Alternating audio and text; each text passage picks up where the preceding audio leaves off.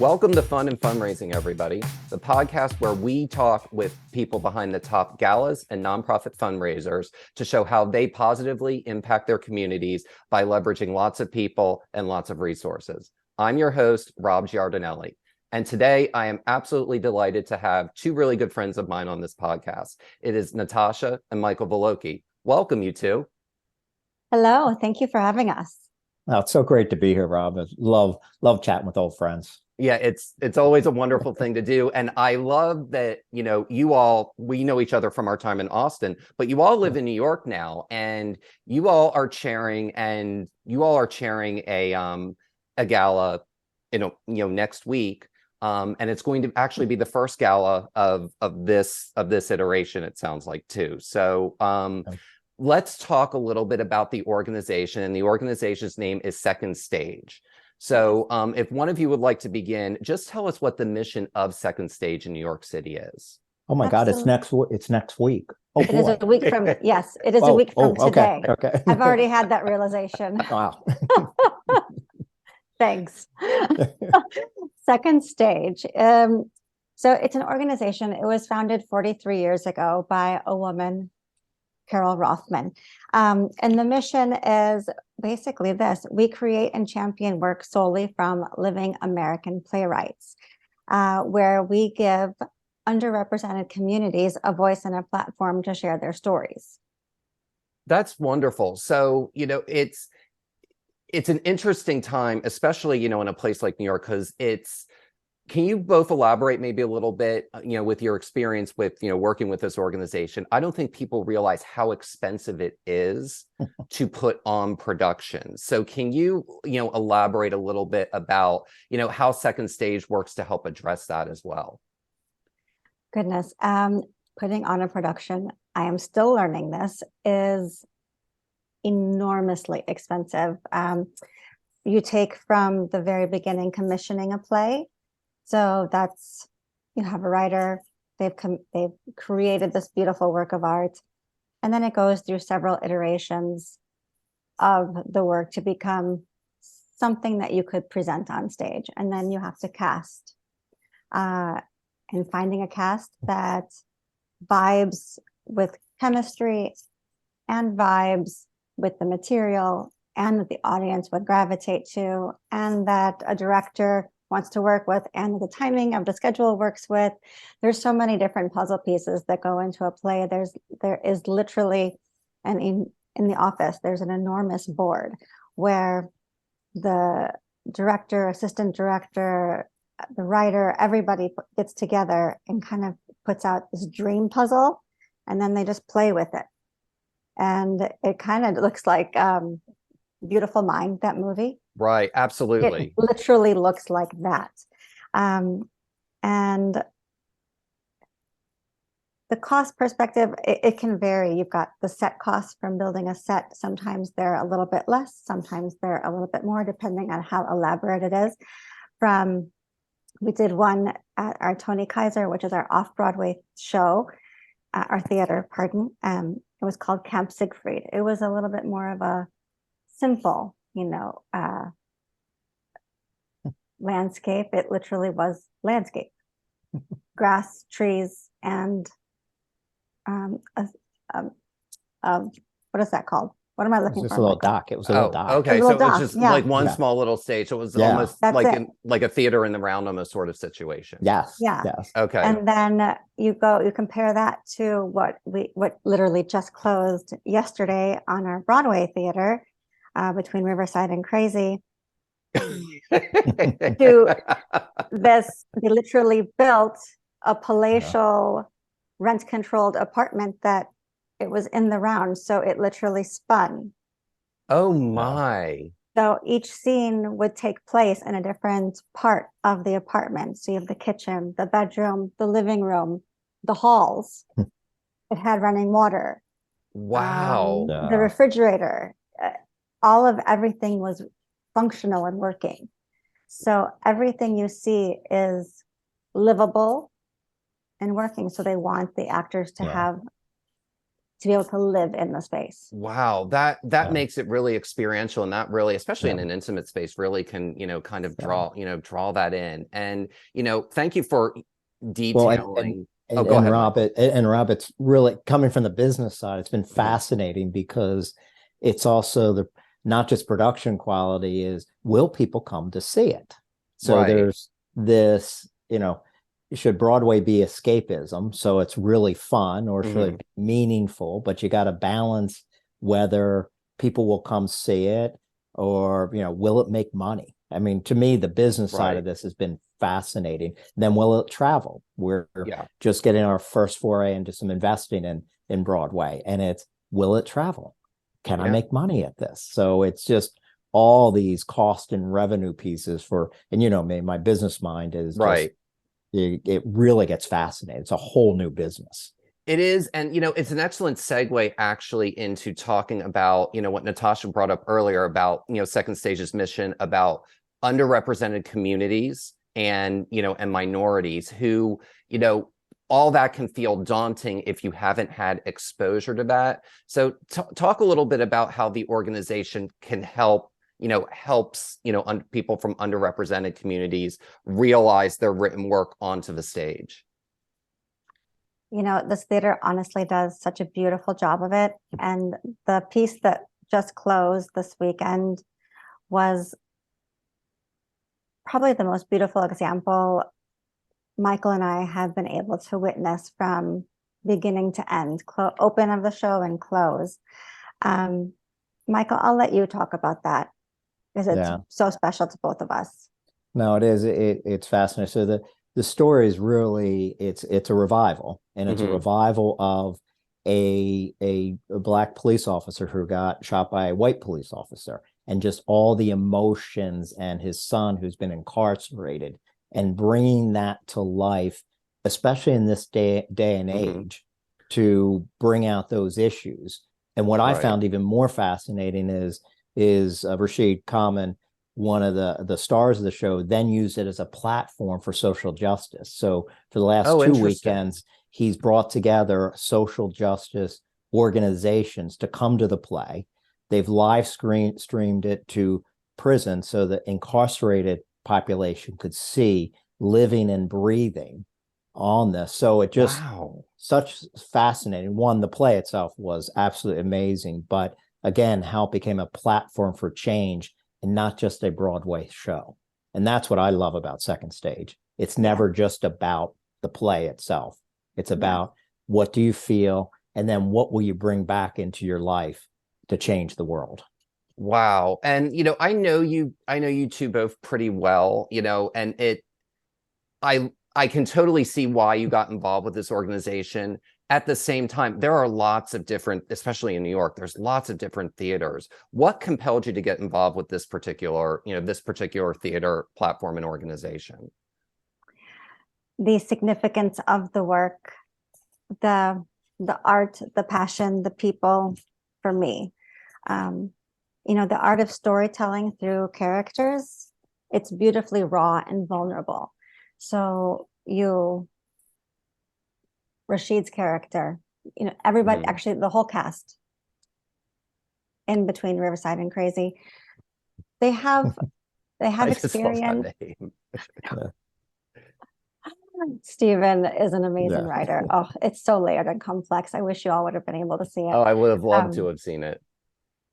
and everybody has their own personal journey, and everybody has known somebody who has been incarcerated that was on Mhm. the stage. And so they were able to bring their own personal lens to this. So they were, as an actor, you're breaking down your walls and you are Mhm. being extremely vulnerable and you're leaving everything at the door to give to your audience. But yet you're bringing this significant power Mhm. to share with the audience that just develops through time, because in a live performance, it's a different show every night. Yeah. Yeah. It's reactionary with the audience. And when you say a line and it's a profound line with some heft, and you hear them, gasp or ooh or laugh with you or cry with you, you react to that Yeah. and it feeds your soul.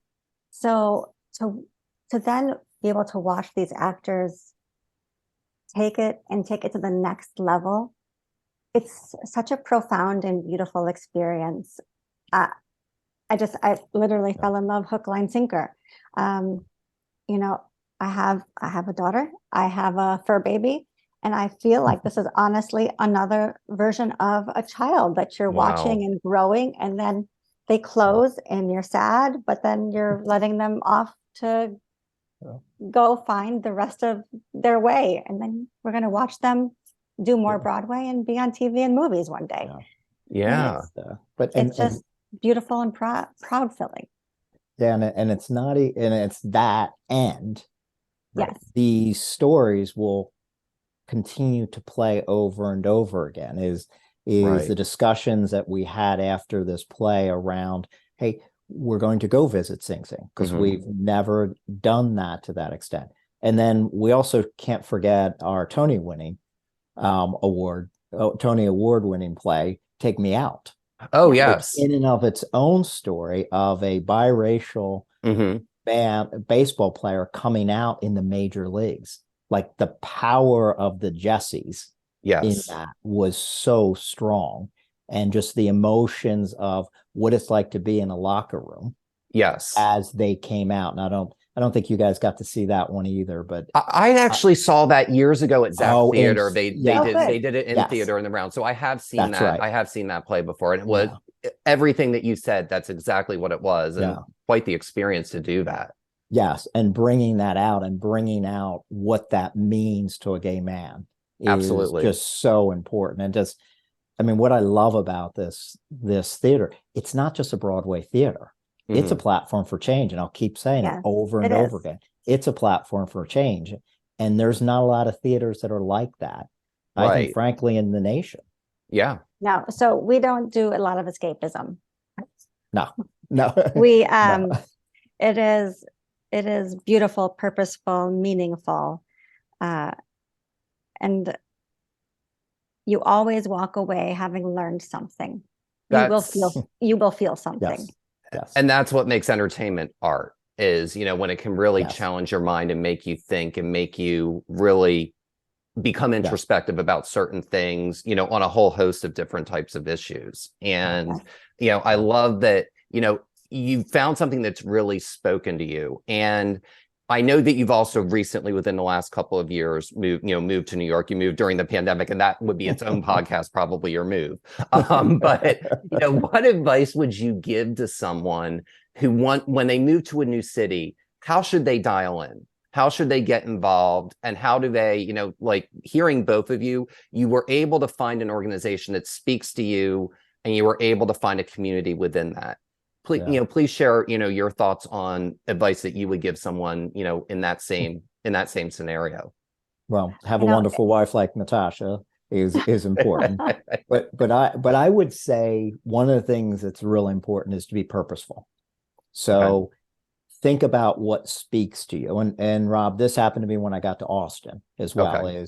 is what are your passions? What speaks to you? And then go seek that out and be open to it. So because it is easy just to open up and say, I'm going to get involved in all of this. Mhm. But you got to be something that really speaks to you, Right. and has your passion, and just be very purposeful about it, because as newcomers, a lot of times people want to get you involved, Yeah. and you'll become overextended pretty easily. Yes. yes, Yeah. definitely. Aside from what Michael has said, he has a little bit different situation with being the spouse that works for a living. I'm the spouse that lives to work, if that makes sense. That makes total Yeah, sense. Well, and that's why I think you Because two work so well as a duo is you blend those two things together really beautifully, and you both Yeah. believe in the yin and yang of what the other is doing. And I see that every time I see you two together. yeah, so it's fun. I am I am the spouse, much to his dismay, that says yes to almost everything. Probably a little for fear of FOMO, as he likes to tell me.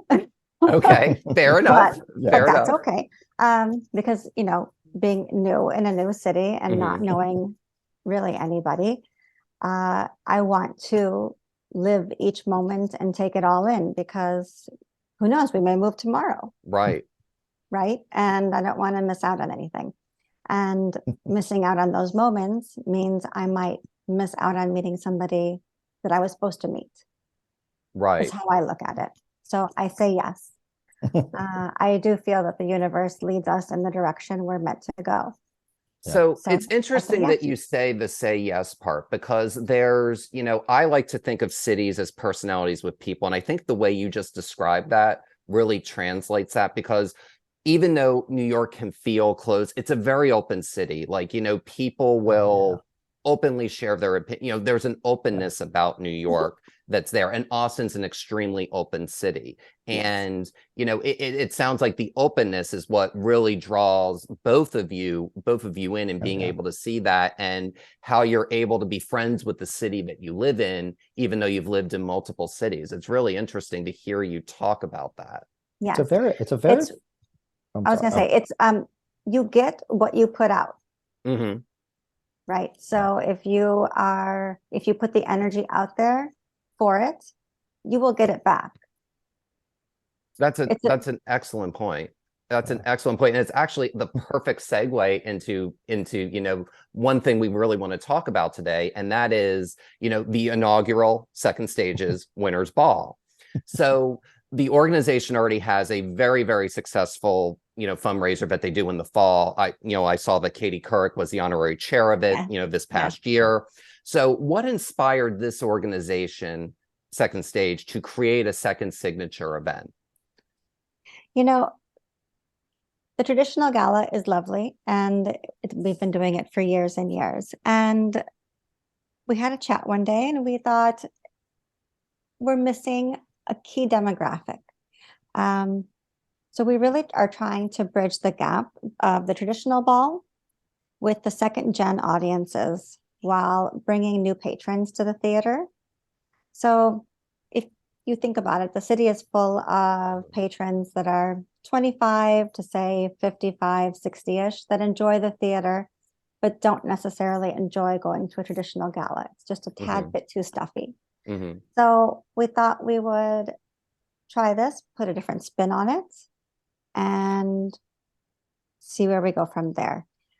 We're completely changing it up. I've had a lot of people say, "Oh, this is a very different approach." It is New York, after all, right? I mean, there are things that are just tried and true, and you just don't change. Yeah. But how do you know it won't work unless you try? I absolutely agree with that. And I think what's interesting is you took from your previous experiences with what you've done. So like, for example, in Austin, you chaired the ballet ball, and it sounds like this is almost like and the ballet in Austin does a gala called Fet, and then that same night it does one called Fetish, which is basically what this almost sounds like, in that, it's more of a cocktail party, it's drawing to a younger crowd, and you're taking your previous experiences. And it's funny, because we were talking about this before we started recording, that you create your own original ideas, but you borrow from 50 other ideas that you've seen to create your own unique stamp. And that sounds like what you're doing, exactly what you're doing with the Winners Ball. Absolutely. Yeah.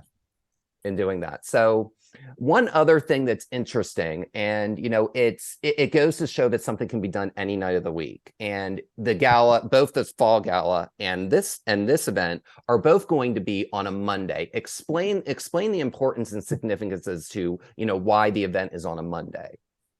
In New York, for a Broadway performance or a Broadway fundraiser, it really just has to be on a Monday. That's the only day Broadway is dark. So if you want anybody to attend that is in a show or has anything to do with a show, you have to do it on a Monday.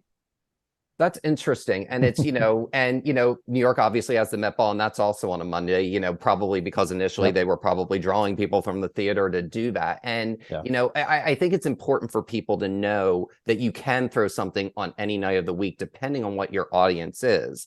And with you, your audience is going to be theater patrons. Monday's the one night where you're going to have the widest pool available to go and attend Yeah. your event. Well, Yep. and also, Rob, it's a large city, so people Yeah. travel hour and a half to commute in. So actually having them in the city already is a big deal. It's not, in all due respect, it's not like Austin where it's a little tighter. Right. It's a large metropolitan area. So you can really draw people kind of from the Yes. whole area because, Yes. there might be someone who's in New Jersey or someone who's in Yep. Connecticut, and they Yep. can basically come in and stay in and enjoy, learn about the theater, kind of do something that's a little bit more of a cocktail oriented thing as opposed to a seated gala. And both are really important. And what I love about what you're doing is that's really, like Natasha said, it's a great way to get the next generation involved in a way that's comfortable for them. And, any good event, you're always kind of meeting people where they are to get people in, and there's some that, just want to sit and, have a bottle of champagne and just sit at the table. And there's others that want to mix and mingle. And, I've been both of those things over the years. So I totally get and I totally get and understand that. So, you're chairing and you're taking something new, taking on something new in the winner's ball. What advice would you two give to an organization, that may be looking for a couple like yourself who you're both extremely passionate, you balance each other really well, and you're clearly a couple that likes each other, because I've seen in the social sphere, there's lots of couples that don't. That's yes. So it's nice to see that. So what advice would you give to an organization to ask a couple like yourself to chair something or to lead something? Yeah, you kind of took my first answer. Is the couple has to like each other, because this is not for the faint of heart. That's true. But also understanding that each couple's unique. We all bring something different individually and as a couple, and really understanding what you're asking that couple to do, their strengths, their weaknesses, what they bring, what they don't bring. It's sometimes, you just think about a couple in a generic sense. Mhm. We're all very, very unique. Right. And I think, Natasha, you've got a great example of that. I do. I mean, Yeah. for example, New York, we've been here literally a year and a half in this very large city. Yeah. And that this was quite a daunting undertaking to do this, but we said yes, because we are all in and passionate, and we believe we'll make it happen. It's going to work. But you really just have to know what you're getting with us. You're going to get our eagerness, our passion, our love. We're going to work in the trenches, roll up our sleeves, and be in it with you. But we don't have a Rolodex of 20 years. Right. Exactly. And that's kind of where, making sure and I saw, you have a pretty extensive host committee. So, it sounds like what you're saying is and for our viewers who may be kind of newer to fundraising, basically a host committee is going to be some additional single people or couples who are basically going to serve as ambassadors for the event. So, really what it sounds like is you were able to take your passion in starting something new, and then you found people that had stuff, that had traits that you may not have within a specific market. And it's not about traits that you internally possess. It's about traits within the dynamism of the event, the market you're in, and all those things. So tell me, knowing all that, tell me, what's a good way for people to approach asking people to be on a host committee and getting the right mix of people to be on that committee? Yeah. So it's a great question. For us, it's never been a check the box host committee. Even when we did the FET, you don't get just put your name on the invitation. And it's a mosaic of putting different little tiles together to get the right mix. But I got to tell you that the thread that goes through this is creativity and passion. You Mhm. need to believe with us. You may bring, like we've got certain people in the host committee bringing really good context for the silent auction. Mhm. We have some bringing a lot of friends to that, but it's that perfect piece. But I got to tell you, can't be check the box. Creativity and passion is what it's all about for us.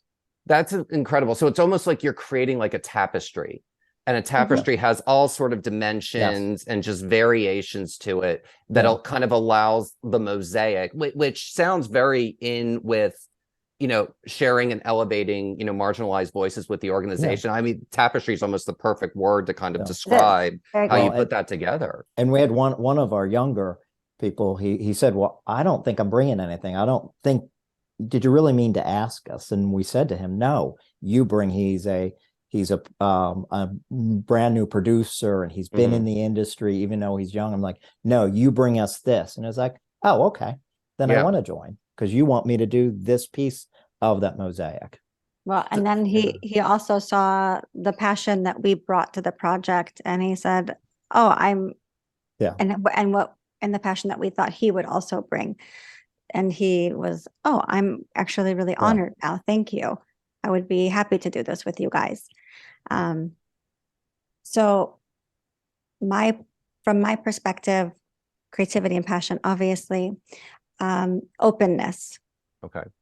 And it doesn't hurt if they also have a bigger Rolodex than I do. Yeah. That's it. But That helps. That helps. that That helps. balance, that's that balance though, that, It is. you've got to have a bunch of different elements.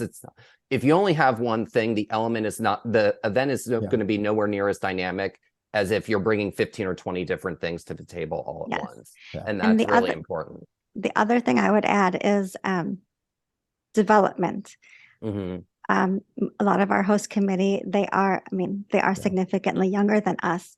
And it's fun to help develop the next generation of fundraisers. Hmm.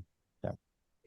It's important, it's important, and especially coming out of COVID, there's a lot of rustiness, especially with in-person stuff. And it's just easier to raise funds, especially if you're a nonprofit, when you've got people in a room versus not being in a room or over the phone. There's just something about 100%. them touching and feeling the mission of the organization that really just speaks to people that just doesn't convey, remotely, electronically, or whatnot. So, tell us a little bit about what guests can expect to experience at the inaugural 2ST Winners Ball. Oh my goodness, it's going to be so special. I'm so uber excited about this. It is definitely not your typical gala. That is for sure. We have not one, but two once in a lifetime moments that the event has been built around. First, we have the Pulitzer Prize winning, Tony Award winning Michael R. Jackson. Wow. I know he's That's doing exciting. a private. It is really exciting. Yeah, it is so fun. He is a genius, hilarious, bold. He's doing a private performance for us in an extraordinarily intimate setting. And I just don't know when you would ever have this opportunity again, because this man is going to have a ginormous career. So at the beginning of his stardom, Mm-hmm. private performance with about 100 people. Yeah. That's Harvey really Liam special. sees it. Yeah. Yeah, it is. And after you've had your moment with Michael R. Jackson, we're going to go and have one heck of a after party with the Emmy, Grammy, Oscar winning Common Wow. rapper. He's hosting. He's getting a Tony this year, so he'll get the ERGOT. No jinxies. I was going to say, I was Yeah. going to say he's almost there. Okay. Yeah. So hopefully after this year, he will be there.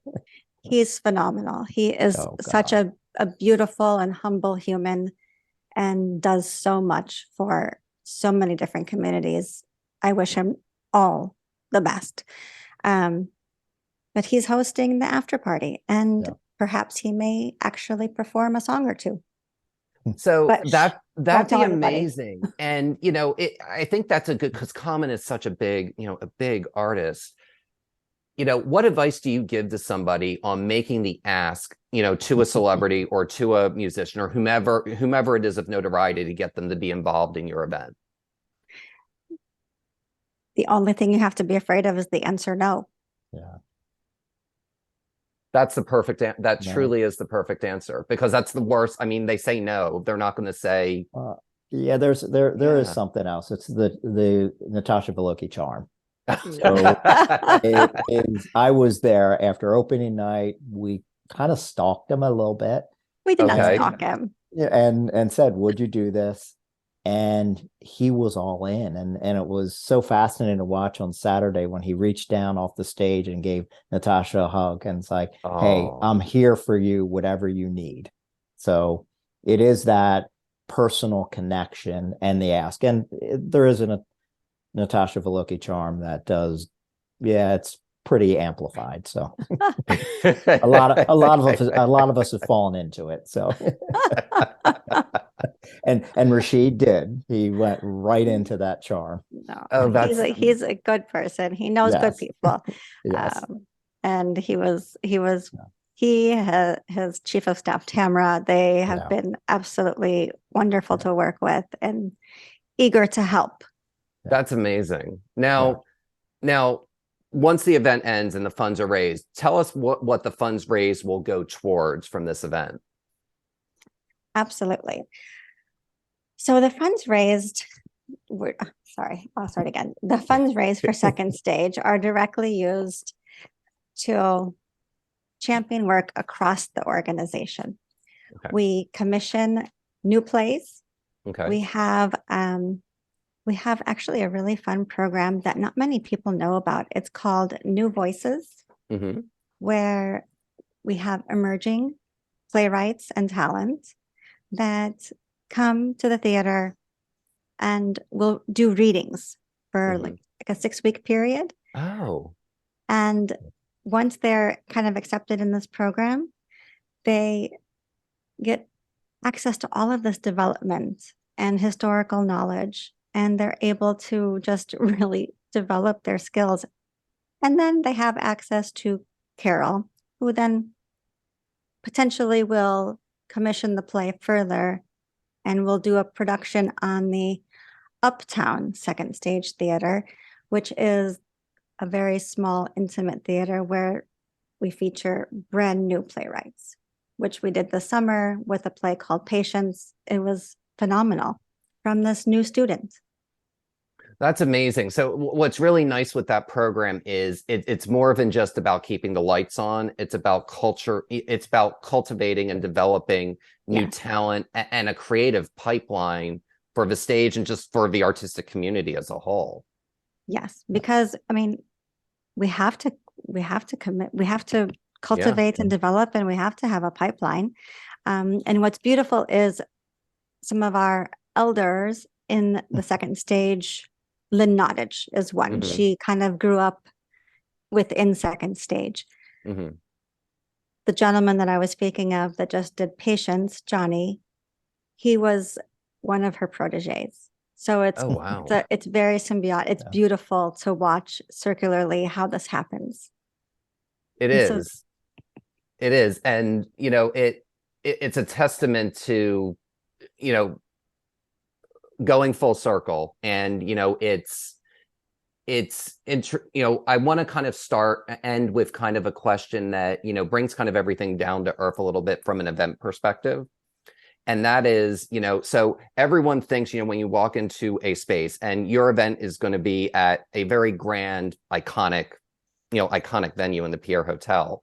So just because it's at a space like that doesn't mean that you can't find something on a budget to get maximum ROI. What's your two's go-to item on a budget that gets maximum ROI with fundraising? Not good. You Natasha, you have to answer because you got the question right.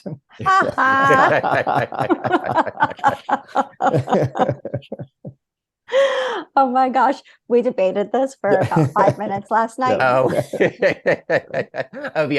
so what's it, a coin flip? Yes. Is that who determined who won? I said, well, I'll have my answer and you can have your answer and we can see who's correct. Okay. in theory, we're both correct. Yeah. The venue is amazing Mhm. and beautiful. We're very, very blessed to have the pier on board to be with us on this. Absolutely.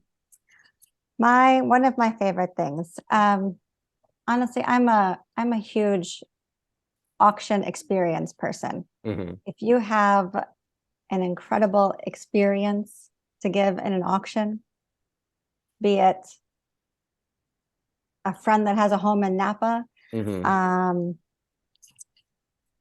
a rare book that a friend has, let me see, dinner with a celebrity, Yeah. a lesson with a famous cooking chef. There's a million different things you can do, but people love experiences, especially if you can gift it to your significant other or a Yes. family member, right? Because that comes from the heart. And those are moments you'll never ever forget in life. So they are the most meaningful in the world. Yeah. I would take that over anything. So that always gets the most ROI. Yeah. Definitely. Because it kind of goes back, and I had a conversation with Heidi Marquez Smith, who runs the Texas Cultural Trust, about this. Yeah. That it's about how people, a great event, people will remember how they feel. They may not remember a specific element, but Yes. they'll remember how they feel. They'll remember how they feel if they, win an experience and then go and take a trip together. They'll remember how they felt when they won the trip, and they'll have a really good time. And it really allows the event to kind of have tentacles that extend far beyond the Yes. evening and the room that you're in. Yeah. Yes. Yeah. You have to Yes. create the heartstrings. And anything you can do to create the heartstrings inevitably will make it easier to open a pocketbook. Yeah. That is the perfect phrase. That is the perfect phrase to end on. This has been a real, Michael, Natasha, it's really been, wonderful talking to you. And just for everyone, the 2ST Winters Ball is going to be on February 27th, 2023 at the Pierre Hotel in New York City. For more information, visit 2st.com. So you two, I can't thank you enough for taking the time today. I know you're both really busy, and I know, the gala is coming soon. So, and I can't wait to see you, Natasha, see you back in Austin real soon. Me too. I can't wait to see you. Awesome. Thank Well, you. Thank you. Thank you so thank much you. for having us on. We appreciate Absolutely. it. Absolutely. And I'm Rob Giardinelli, signing off on Fun and Fundraising. Remember, keep it fun, keep it interesting, and everyone will have a great time. Have a great day, everyone. Take care.